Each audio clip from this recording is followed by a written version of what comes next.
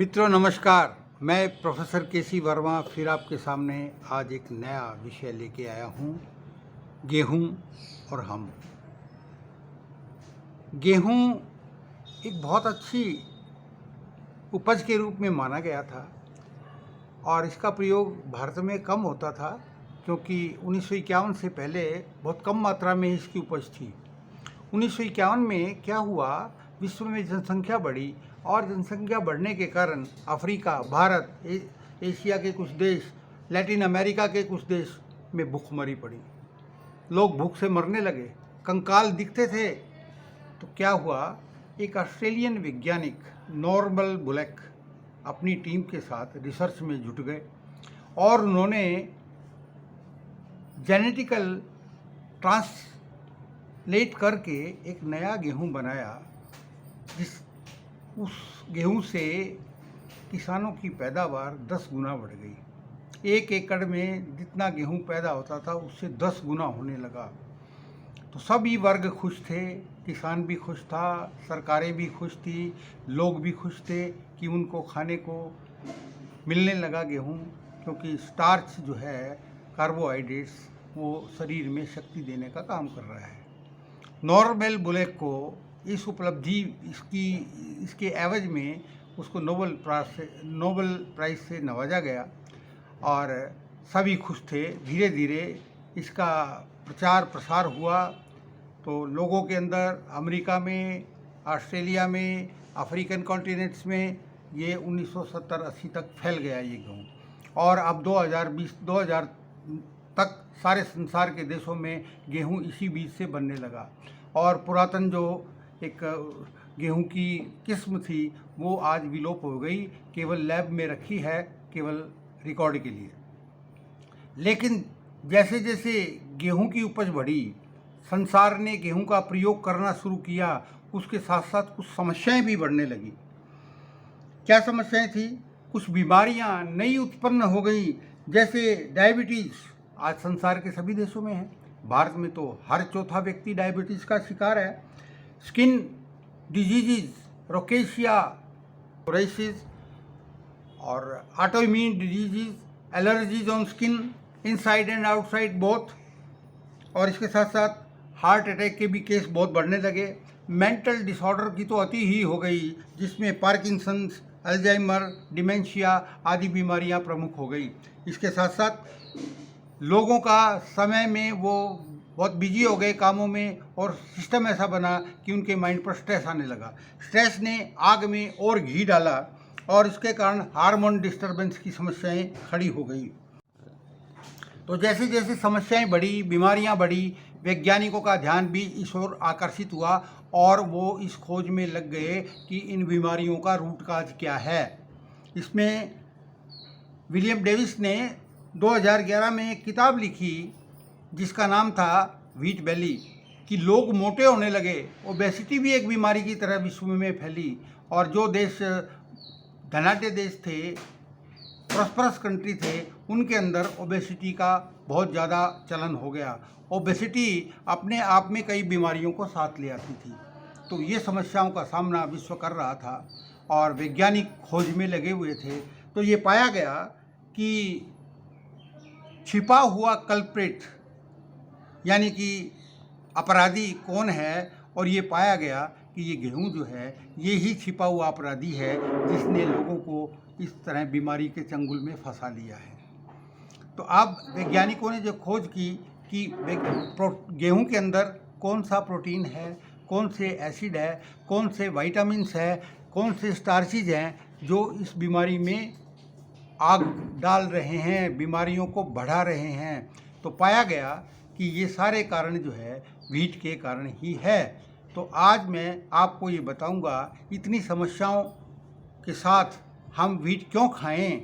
हम व्हीट को खाना बंद कर दें तो ज़्यादा अच्छा है। लेकिन आज विश्व की कई संस्थाएं, World Health Organisation, diabetes association of America, स्वास्थ्य संबंधी अन्य अंतर्राष्ट्रीय संस्थाएं, सबका ध्यान इस ओर है कि गेहूं में या तो कुछ परिवर्तन किया जाए या इसको बंद किया जाए, ताकि आने वाली जनरेशन जो है वो बीमारी मुक्त रह सके, जी सके और खाना खा सके। तो अब मैं आपको रीजन्स बताता हूँ कि 10 रीजन्स जो मैंने समराइज किए हैं कि हमें वीट क्यों नहीं खाना चाहिए। रीजन नंबर 1, वीट के अंदर ग्लाइडिन डिराइव्ड ऑप्टाइड पेप्टाइड पाया गया है। ये क्या होता है? ये एक तरह से एंजाइम्स हैं जो वीट के अंदर जाते हैं, हम खाते हैं, और ये क्या करते हैं? पहला काम तो ये है कि हमें वीट इसलिए नहीं खाना चाहिए क्योंकि ये हमारी भूख को, जैसे ही वीट अंदर जाता है हमारी भूख को बढ़ाता है। ये पेप्टाइड क्या करते हैं? ये शरीर की इंफॉर्मेशन सिस्टम को बाधित करके भूख का कि पेट भर गया है इसका पता मस्तिष्क को चलने ही नहीं देते हैं। आपका पेट भरा हुआ है और फिर आप और खाए जा रहे हैं, और खाने के परिणाम क्या होंगे वो मैं आगे बता रहा हूँ कि जैसे जैसे ज़्यादा आपके अंदर स्टार्च जाएगी, कार्बोहाइड्रेट्स जाएंगे, वो कार्बोहाइड्रेट ग्लूकोज में परिवर्तित होंगे और ग्लूकोज में परिवर्तित होकर शरीर उनको एनर्जी में कन्वर्ट करेगा, या वो शरीर के रक्त कण में ऐसे ही घूमते रहेंगे, जिसको कि high level of glucose in blood कहा जाता है, जिसका मतलब है डायबिटीज़। तो पहला है कि एपिटाइट बढ़ाने का काम करता है, जो कि इंसान के लिए नेगेटिव है। दूसरा है कि यही ग्लाइडिन डिराइव्ड ऑप्टाइड पेप्टाइड मेंटल न्यूरॉन को डैमेज कर रहे हैं। मेंटल न्यूरॉन के डैमेज होने से क्या होता है? आज डिप्रेशन की समस्या बढ़ रही है, और डिप्रेशन के साथ साथ उसमें सुसाइडल टेंडेंसी यानी आत्महत्या की भावनाएं उत्पन्न हो रही है।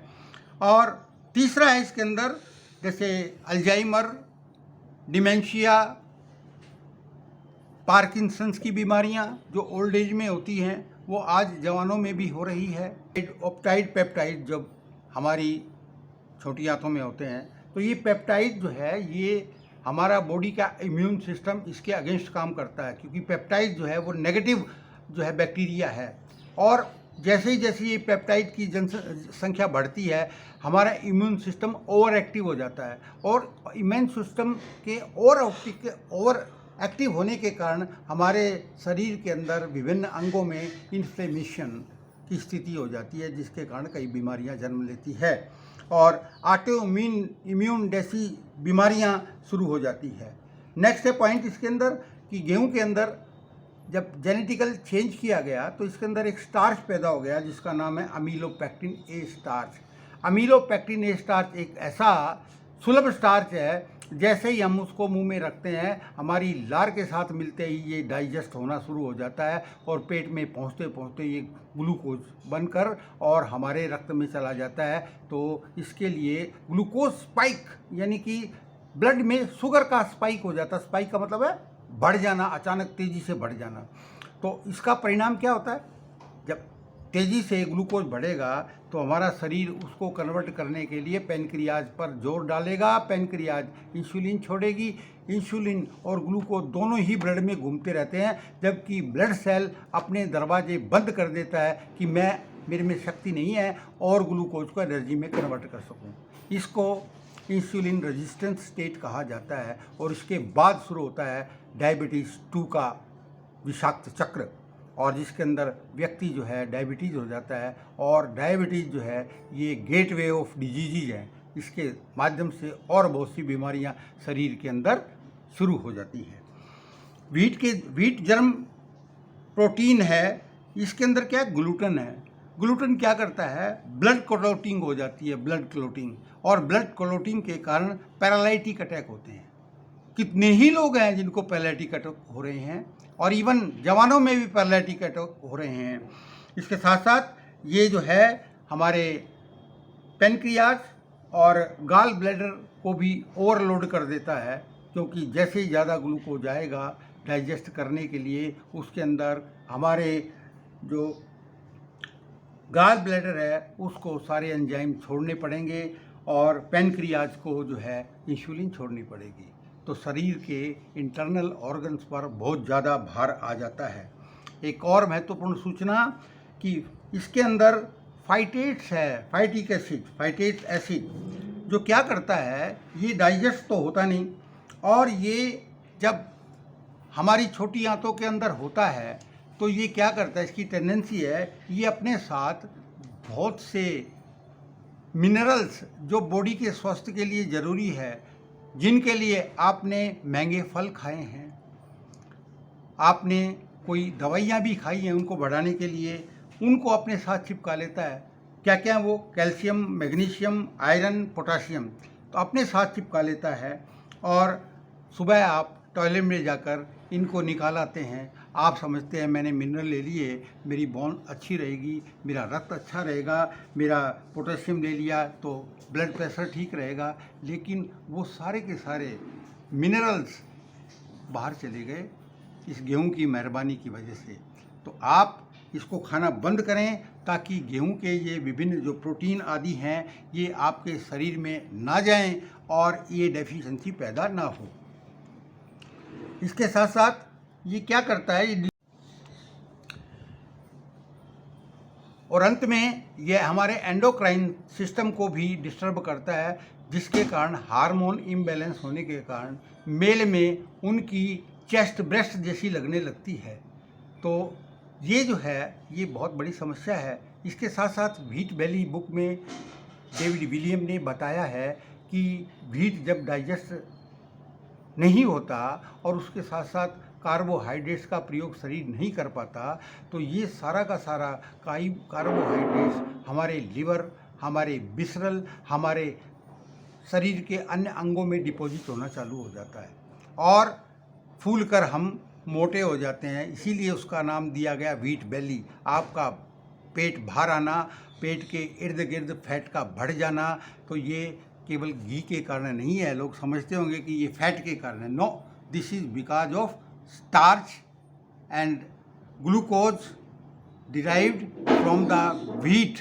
वो जाके वहाँ इकट्ठा होता है, बॉडी की एक्सेस है, बॉडी उसे बाहर फेंकना नहीं चाहती, वो डिपॉजिट होगा और आपका बॉडी मास इंडेक्स बढ़ता चला जाएगा, आप मोटे होते चले जा रहे हैं। तो अतः ये रिक्वेस्ट है कि आप आज से ही गेहूं खाना बंद करें, गेहूं खाना बंद करें। इसके लिए प्रयास शुरू हो गए विश्व स्तर पर।